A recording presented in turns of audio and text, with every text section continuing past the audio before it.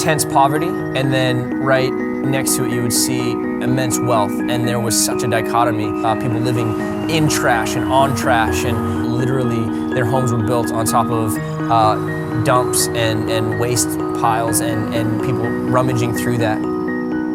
There was a flood that had come through, and there was a mom walking down the street with a bucket, and that was all she had. Was inside of it was the clothes that their family had, a kid on her back, and then the child was walking naked through the streets. And then driving right past it were like BMWs and Mercedes, and it was just like this realization that there wasn't equality.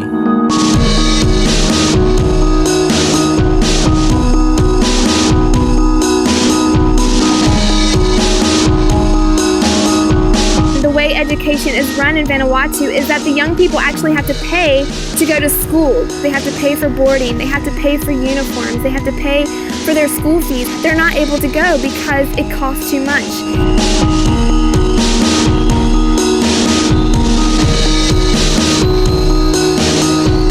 You would ask them, well, what do you want to do in life? And they just kind of shrug. They don't really know how to answer the question or really what their dreams are or what their passions are.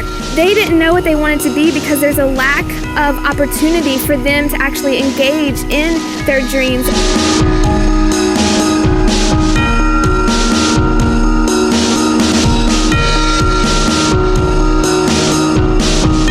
I think that it's sickening almost, like in the communities, is that it's almost gotten to a stage where it's acceptable.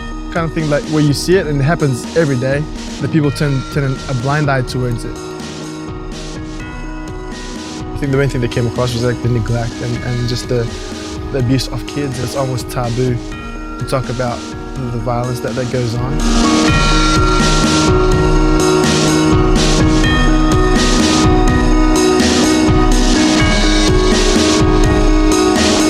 West Papua actually has worse healthcare in all of Indonesia. They've got the highest rate of malaria, highest rate of HIV, and there's more children dying under the age of 5 than anywhere in Indonesia. Because they have no money, because they don't have jobs, because their belief is different, they don't have access to the healthcare. And often half of them live in villages somewhere random in the mountain or on the ocean somewhere and have never seen a doctor or the opportunity to see a doctor in their life.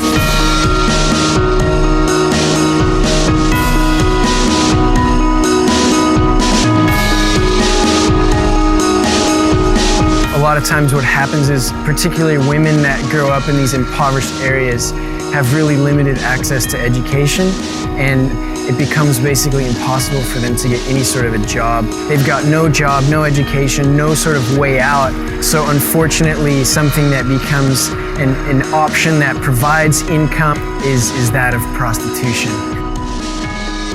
Because it's illegal, it's hard to get exact numbers, but it's estimated anywhere between 200,000 and 3 million women working in the sex trade. A lot of these women are there by choice, but some women are even there because they've been sold into the industry by their parents or even deceived or coerced into the industry.